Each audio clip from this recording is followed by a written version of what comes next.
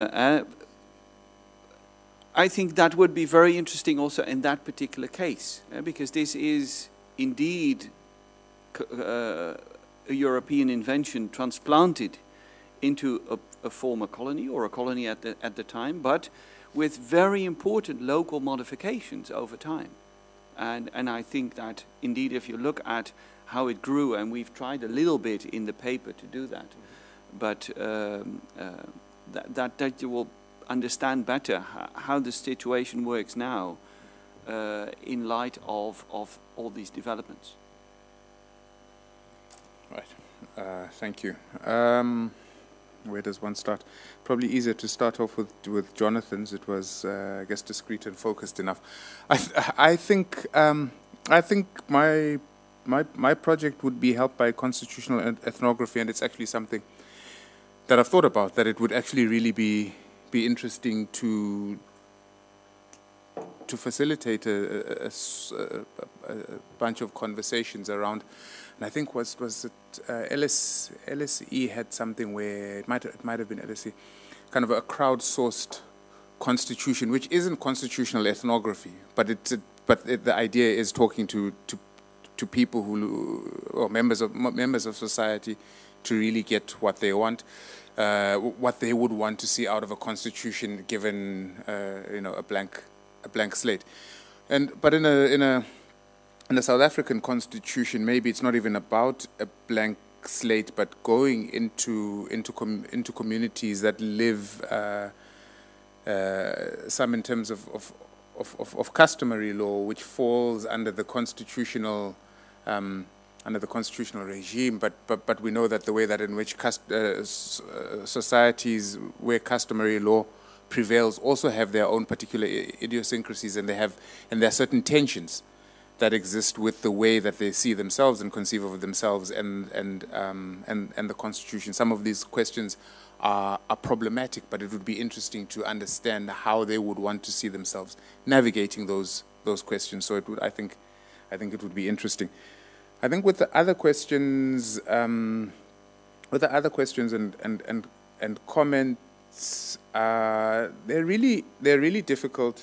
They're really difficult questions to answer. How far can reimagination go despite hegemony? What do I think? How would we move from here, dealing with the local? I think I'm going to start off with a question that doesn't require anybody to kind of put their hand up and answer, but one that I would like us all to think about is, like, how many people in this room do not think that liberal constitutionalism don't think that liberal constitutionalism is in crisis around the world? And there's a lot of papering over. There's a lot of papering over that is happening. There's a lot of recourse to norms that actually don't play themselves out in practice. And I think that also goes back to Jackie's point of earlier question of, how do you deal with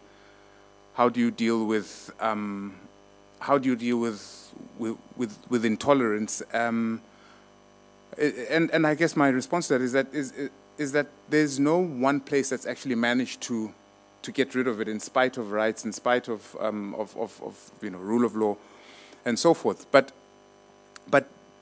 having said that, I then want to say that I think one of the problems is that there is this tendency to conflate liberal constitutionalism with the very act of constituting, as if it is impossible to actually constitute society in a slightly different way. So Will said something interesting, and I wasn't sure how to understand it when he talked about what is a European invention, whether it was the constitutionalism as it's manifested in Suriname, or the idea of constitutionalism and constitutions. And I would hope it wasn't the latter, because fantastic, good. Because the very idea of the emergence of society is about the development of groups of people constituting themselves in different ways, whether they reach a point where they actually write up rules and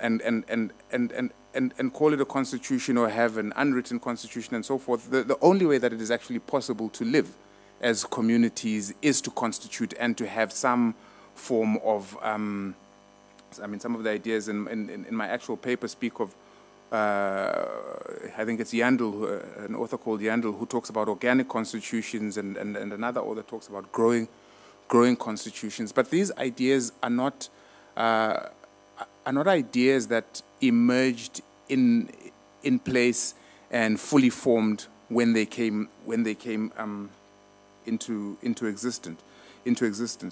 So I guess my response then to Sana and Julia is that a lot of that would entail unlearning.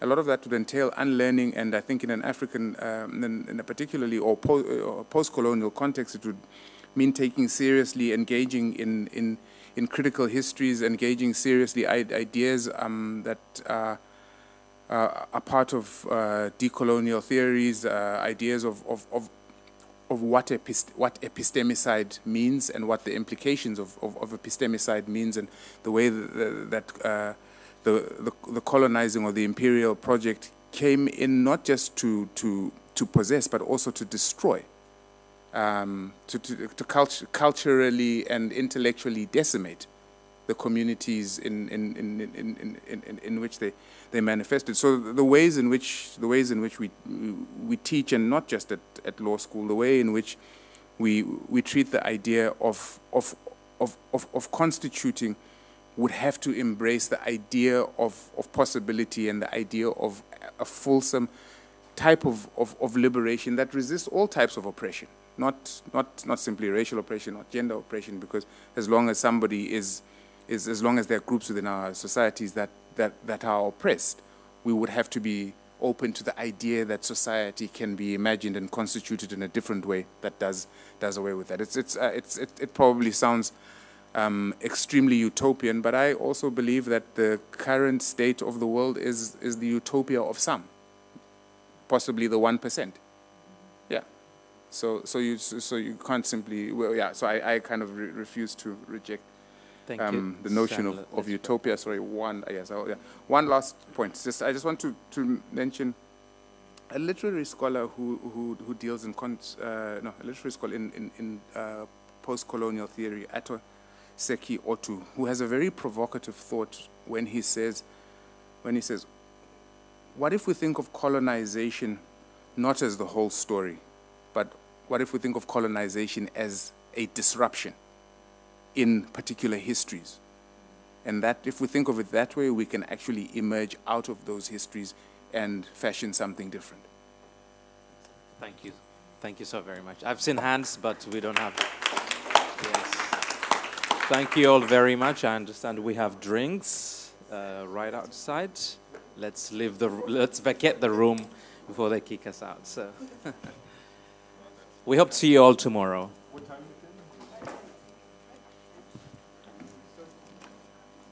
it? Yeah, our first session tomorrow begins at 10. We have coffee at 9:30. We have coffee from 9:30, so you can get your coffee here.